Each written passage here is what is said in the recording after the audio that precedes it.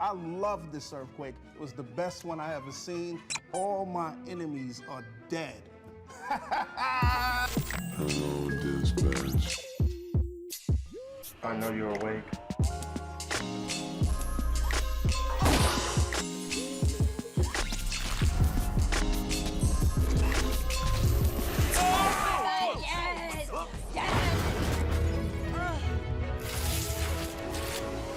An hour and a half is a real long time. I don't think I can stick around for that long. You know you want it. You know.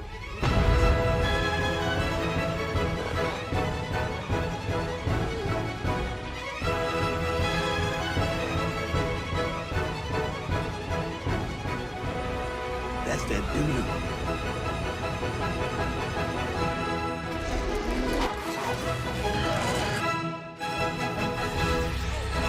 I hate this movie.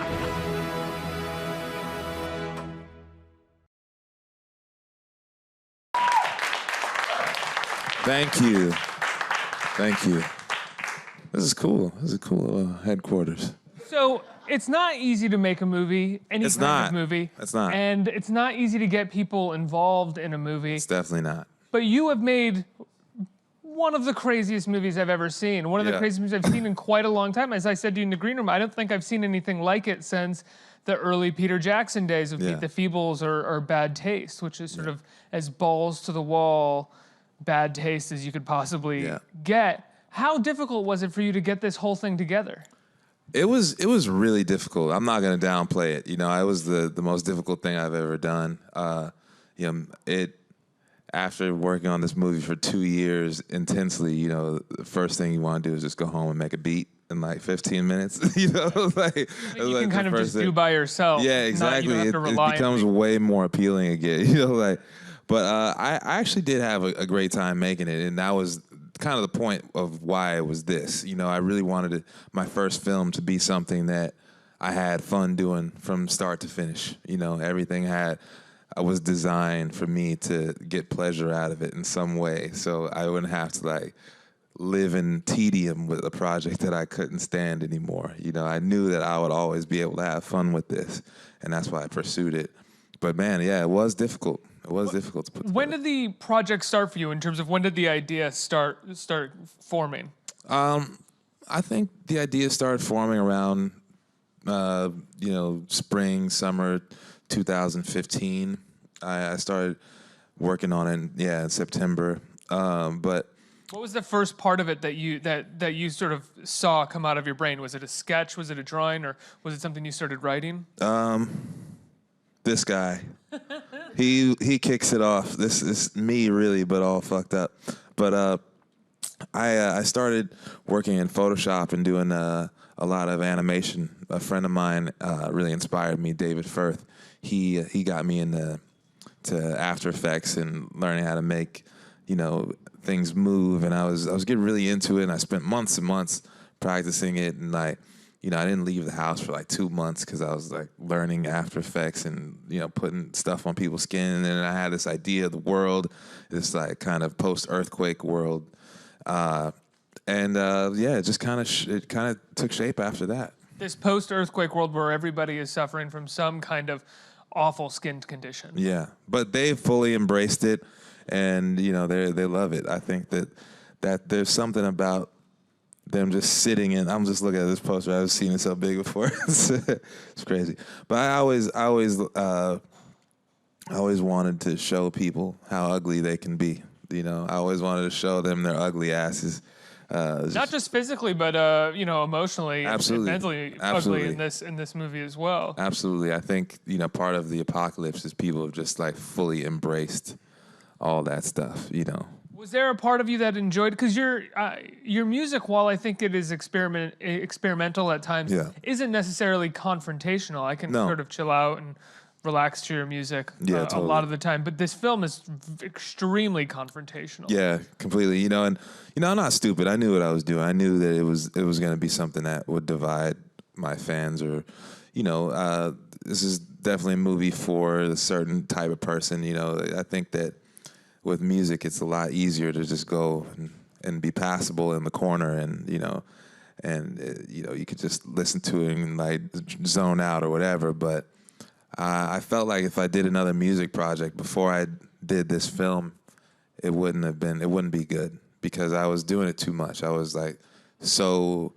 going so hard in music for so long. I needed to take a step back and go inside and learn some things. And that's why I really took to After Effects as well, just because I needed to teach myself. I like my brain to keep moving and keep exploring and keep experimenting. You know, I felt like, damn, I could only just do music for so long, you know, before I felt like I was just kind of playing the game, you know. Where did that confrontational aspect of you come from? If it wasn't already, because usually with a confrontational artist, you see it in all forms of art that they create. But if it wasn't necessarily existing in your music already, why do you think it specifically came out in film? I think it's a sign of the times as well. You know, I was personally getting so bored of a lot of the movies coming out. They're all samey as shit. You know, there's all the same shit. Everybody's terrified to say things and do things. And, you know, I think sometimes people need to just see their ugly asses. Again, like, let me just show you that shit that you be trying to cut away from or not talk about. You know, we're going to explore some of that stuff. And, you know, maybe some people rock with it. But yeah, it is trippy, man. Like, yeah, it is a trippy one. You got Tim Heidecker in the film as well. What was it like getting him in the movie? Tim was great, man. Getting Tim in the movie was awesome. He was like he was a surprise for me, because I had originally offered the part to Steve Little. If y'all know him, he's the best friend of like Kenny Powers in Eastbound and Down. He's the guy, Steve, who talks like this or whatever. You got good taste, man. That's yeah, it was gonna be him, which I thought was also creepy. But, you know, going back and forth, we couldn't make it work with the timing. And then I was like, man, what if, though? What if Tim was down? What if I hit him up? He was like, yeah, I'll be there next week. Great. Awesome. Like, for real? He was like, yeah, as long as we don't have to do any full frontal, I'll be okay. I was like, all right, well, I got your ass.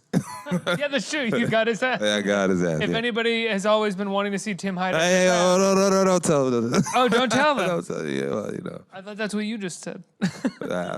You know, we're alluding to something. So did you make the music before? Obviously, you had to have really made the music before making the film. The film opened with new music, right? Yeah, no, it didn't work out that way. It was actually like really organic. I didn't want to do it kind of like the afterthought. You know, like that's what I was worried about from the beginning. That I start talking about music, then people just think, okay, Flying Lotus album with this weird visual on top of it. I've been really. So this is not your lemonade. This is not my. This is not. But there's a fair amount of lemonade in it. Yeah. Oh, you having fun today, bro? He's having a good time with this shit. But yeah, it was a bit of both. Some pieces I had done before, but not many, and then some. The scenes required music. I would write them with music in mind. You know, it'd be like. You know, Zach Fox sings a song, and we wouldn't know what it was gonna be, but it just says that in the script. And then, you know, in the minute, I was like, all right, man, what's the song? You know, we just come up with some stuff, and it kind of flowed organically. I did purposely want the music to come after the film, so it'd be more like a traditional thing, and not so much as like an afterthought. You know. You said you had been doing working in After Effects for a couple months and really learning, sort of teaching yourself filmmaking on the go. When it came to actually make the film, how many of the roles did you want to fill? You know, in a perfect world, I would have only just directed and, you know, did the writing or whatever. But I ended up having to do so much on this thing. is really embarrassing.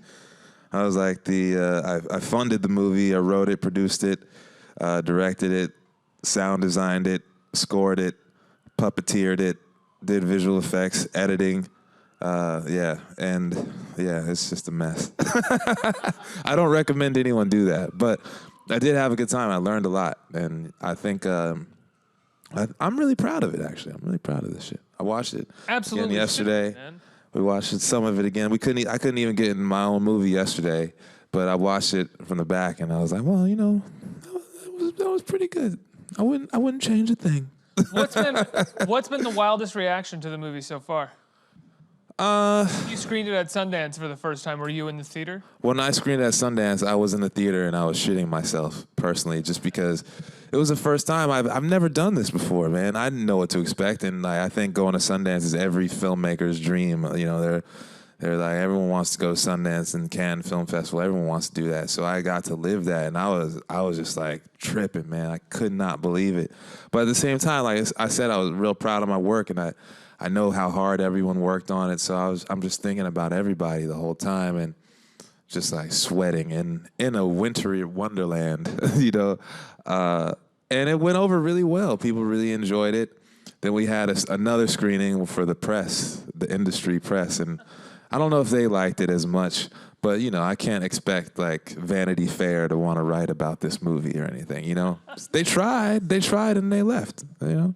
But it was good. It was good because I was afraid that, you know, just the general Flying Lotus fan would expect a specific thing or based upon my music videos or, you know, I think I was afraid of that happening, but I was glad that people started talking about it in the way that they did, in a way, because it definitely leaves something for people who are actually curious about that. Like, oh, wow, it's like that? Okay, well, you know, maybe I'll check it out. Is there a part of the film that you yourself can't watch? There's many parts that make me feel a certain kind of way about it. And it's cool because it fluctuates. Sometimes I like moments that I didn't expect. You know, it's ebb and flow, and I keep learning about the movie, showing it to people. There's so many little details in this, and do you learn? This is something that I'm curious about with a movie like this. That is, I think, yes, it takes place in this post-apocalyptic world. Yeah. But a fair amount of it is, I would imagine, is somewhat stream of consciousness or from your gut. I want to see this. I want to try this. I want to do this. So now that it's said and done, and you've put all these things that were kind of from your gut together, do you learn more about yourself when you watch it? Do you watch it and say, oh, I wonder if that's the reason that came from my brain? I'm sure there's a lot of that in there. There's a lot of things that I wrote that were personal, things that I've been thinking about, and things that I felt like exploring. And, you know, like I said, I feel like a lot of my art actually is like reactionary. You know, I react to everything, and, you know, that's why it takes me time to do projects. It takes me a little time because I need to like soak everything up for a little bit. And with this, I felt like I just been building up so much frustration. I'm like, oh shit, you know.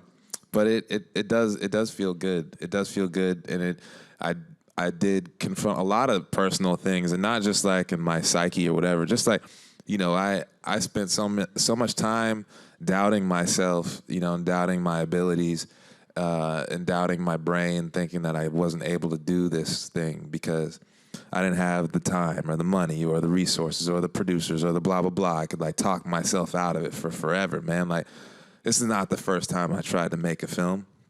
You know, I've dabbled in this stuff for a while now, but this is the first one. And that actually came to be because I actually fucking started believing in myself, you know, and had people around supporting me. So, yeah, there's How that. important is it when you're making a film to have people around supporting you? You can't do it alone. You can't make a film alone. It's hard as hell, man. It is hard as hell. I mean, yeah, I took on a lot of roles, but it took a lot of other people to make it as well. And, yeah, just having people to bounce ideas off of did so much for me, you know. And I'm the kind of person, too, when we worked on the film, I had all the crew around and stuff, I'm the kind of person who likes to hear what everyone has to say about something, you know. What did you think about that?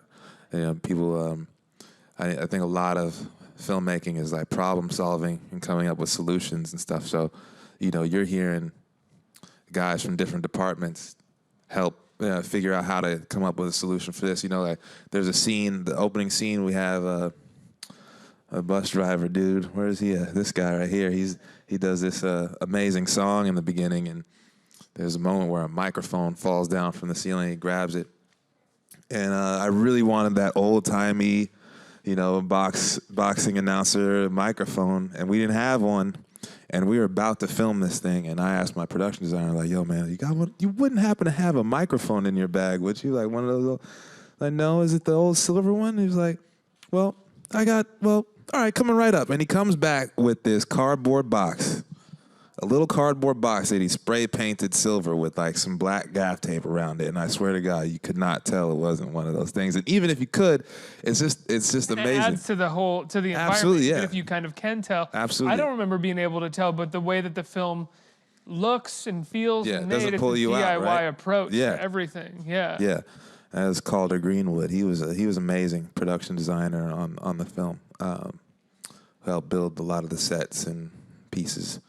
What's the major difference between making a film to express what's going on in your psyche, the things that are affecting you, what you're angry about, what you're sad about, and making beats? Obviously, there's a more you can be more direct with the music because you can make it right away. Maybe it takes less time than making a film, but the way that it impacts the audience isn't as direct as the film is. Yeah, there's something to be said for that, man. You know, I do like the ambiguity of music sometimes, where it can mean something to me and mean something to you, and I think with visuals it becomes a lot harder to, you know, distinguish the two. But I think what I like too is music. It's like a journal entry for me, man. You know, when I work on music, I feel like it's a way to document where I've been, what I've been up to, and with film it takes so much longer, you know, to get that across.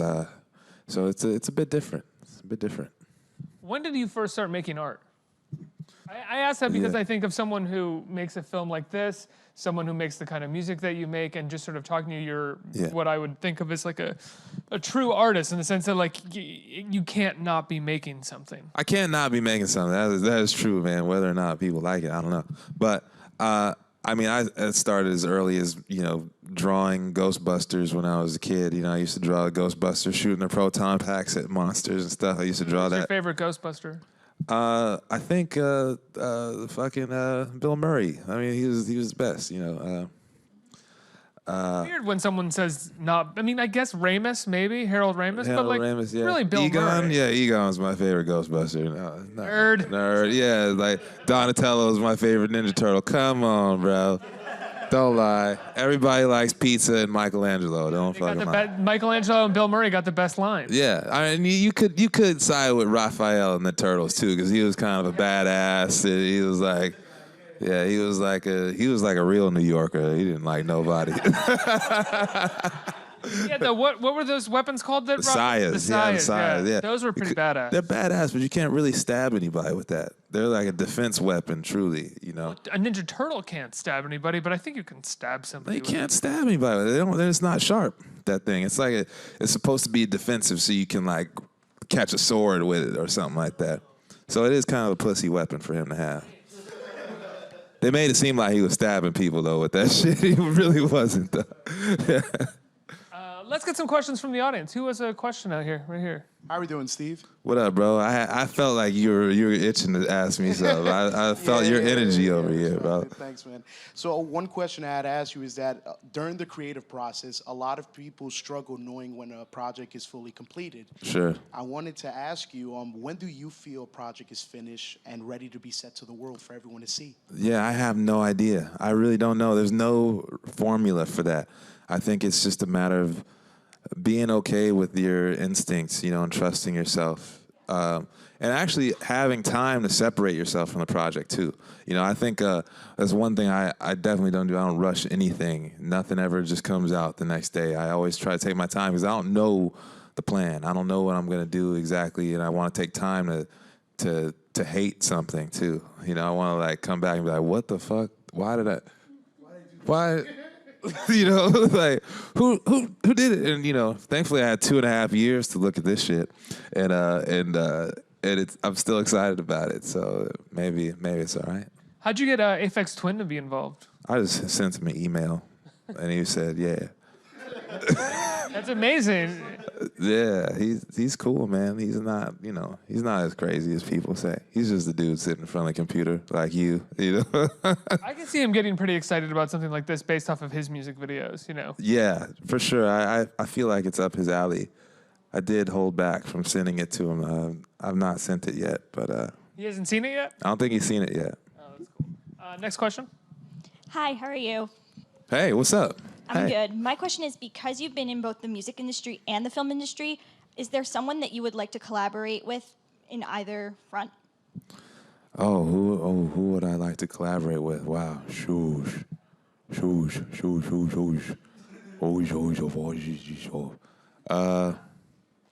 Damn, there's so many people. Where does one begin? What field? Let's say film. A film person collaborate with? Bill Murray. I would love to collaborate with Charlie Kaufman. I would love to work with that cat, man, and like come up with some weird script. You know, let him write me some shit and I'll direct it. That'd be awesome. He's brilliant. I have a cool collaboration coming up though. I was gonna spoil, but I can't do that. But y'all know real soon. Film or music collaboration. Film, oh, cool. Yeah. That's great. I think we have time for one more question. This cat right here. What's up, dude? So I took a class in After Effects, and you know, it can get like really deep if you like take tutorials or whatever. Did you, when you were learning it, did you have a vision in mind of what you want to do with it, or was it like just kind of playing around until you kind of figured out what you? That's a good question. Honestly, I wasted a lot of time in the beginning because I didn't know exactly what I wanted to do, and with After Effects, it's like an endless hole of just going down, you know, whatever in path until you just like have lost weeks and weeks and weeks. But I think once I solidified the project, the thing that I wanted to do in animation, it became really easy. And I recommend that, you know, anyone's trying to actually learn new software, to learn the program to make something, always go in with your intention to, you know, you have an idea that you want to see happen, because you can just tinker endlessly. But if you have a project, you'll actually want to see it finished, and you'll see it through from beginning to end. You won't just like dabble around with stuff. So, you know, have your little project that you can do within your grasp. You know, don't get too ambitious, but I think it's nice to set a little goal and try and learn something. I learned a lot of After Effects from my friend David Firth, but I also learned the majority, I think, off of YouTube. You know, Video Copilot, you know, and all those other websites that teach you how to make After Effects things, Grayscale, Gorilla, all that shit. I've read forums, everything, man. So like, you know, just having that project in mind and knowing what I wanted to do, they have all the guides and resources to get you there, though. Man, the film is so badass. It's crazy. I loved watching it. Congratulations. It's available on Shudder, right? It'll be available on Shudder July 21st. That's next Friday. And yeah, check it out. And yeah, if you don't have that, you can check out iTunes, Amazon, all that thing. Kuso, congratulations. Thank you so much, man. Thank you. Thank you all.